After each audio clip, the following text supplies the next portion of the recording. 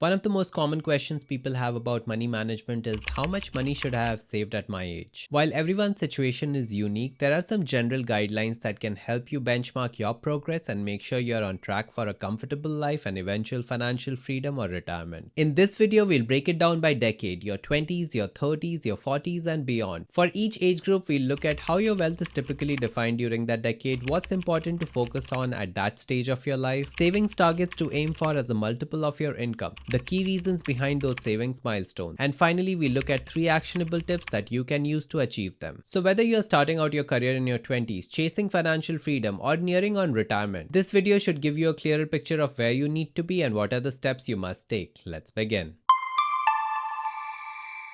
First up, our 20s. Let's call this stage building a financial foundation. For most 20 somethings, wealth isn't about your bank balance. It's a combination of factors that define your overall financial picture. You start with struggling to balance your income versus expenses. Many people in their 20s are experiencing freedom for the first time and also enjoying their first job. They're also trying to figure out their ability to cover living expenses, save, as well as have some money for discretionary spending. This is not an easy task and it can take a while to figure out how to really live. There's also the factor of debt management.